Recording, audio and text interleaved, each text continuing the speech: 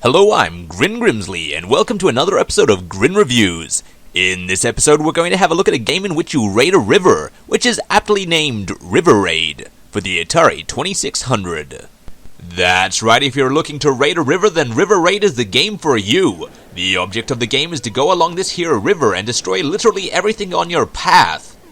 While doing this, you're faced by multiple obstacles such as bridges, boats, helicopters, airplanes, and riverbanks?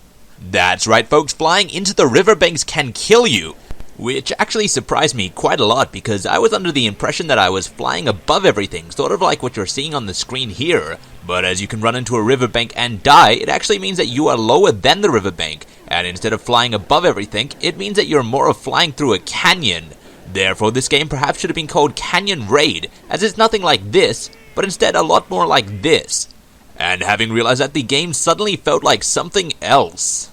That's right, folks, instead of calling this game River Raid or Canyon Raid, it should be called Trench Raid. If the game had been artistically changed a little bit, it could have made a fantastic Star Wars game, because not unlike the trench run in Star Wars Episode 4, you're flying down a narrow corridor for what feels like an unlimited time with very little room to maneuver. However, as I said at the start of the video, this game is not Trench Raid, but is in fact River Raid. And missed opportunities aside, River Raid is a fantastic game and probably one of the best games I've ever played. And at this point you're probably thinking, Grin, that is a bold statement to make. What could possibly make this one of the best games you've ever played, considering so many games you've played have been good? Well, to put it quite simply, this game does a lot of things, and all of the things it does well. Firstly, to begin with, the graphics are incredible. And once again, I hear you crying out, Grin, who gives a damn about graphic? The best looking game you've ever reviewed was the worst game you've ever played, and you are correct, Planet Patrol was gorgeous and terrible. It was sort of like a beautiful piece of cake that turned out to be masterfully sculpted poop. But this is not the case for River Raid. River Raid is beautiful looking and great fun.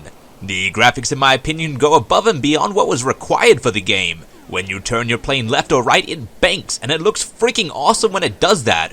On top of that, you have a working fuel gauge that is actually one of the main mechanics in the game, which is just awesome.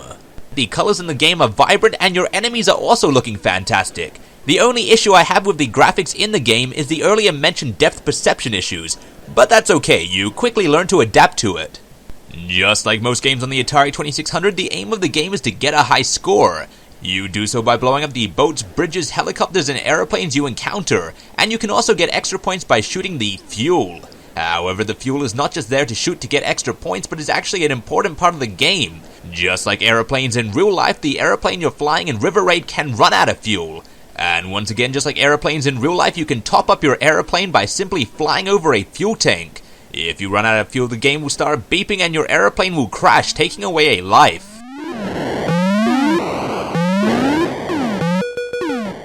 Every 10,000 points you get an extra life, and when you run out of lives, the game is over. Also, like many other games on the Atari 2600, this game speeds up and becomes more difficult as you go. However, unlike most games on the Atari 2600, there's no levels. The game is just a continuing, never-ending trench run, which really adds to the adrenaline rush of the game, because you never really have a moment to catch your breath. As it is, all of these things combined would have already given River Raid the position of one of the best games I've ever played. However, the thing that takes it over the line is the controls. The controls in River Raid are, well, I'd have to say flawless. They are absolutely incredible, and while I've never actually flown an airplane before in real life, I can confidently say that without a doubt it feels exactly the same as playing River Raid for the Atari 2600. Unsurprisingly, the game has you pressing left or right on your pleasure stick to make your airplane go left and right, and unsurprisingly you have to hit the red button to fire your missiles.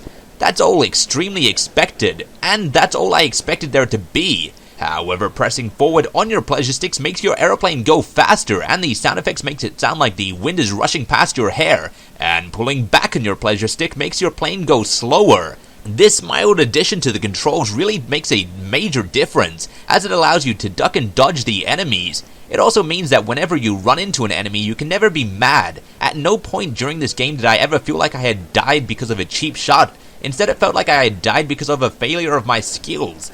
Because you can go left, right, and faster and slower, it always feels like you could have done something a little bit better and a little bit different. which really adds a lot of replayability to the game. As I was testing this game for the week, I continuously went back to try to beat my high score, and continuously did so as I got better at the game, which really shows that the game is entirely skill-based and allows you to improve yourself. It's also interesting to note that the longest game I played went for about 17 minutes long, and I never saw any part of the river loop. I'm not sure if this means that the river doesn't loop, but it definitely feels that way. If the game is lacking in anything at all, it's variation settings, because there's not really any of them. However, that's not really much of an issue because you don't really need variation settings because the regular Variation 1 version of the game is fantastically fun to play. If you switch it to the B setting on your difficulty switch, the bullets follow your ship's movement, which I guess helps with aiming or something, but I never used it. It's not really necessary at all. And if you use the Variation 2 setting, it does give you a multiplayer game, which leads me to this final statement. If you're looking for a fantastically enjoyable game to play this weekend with a friend, head down to your local video store and pick up a copy of River Raid for the Atari 2600.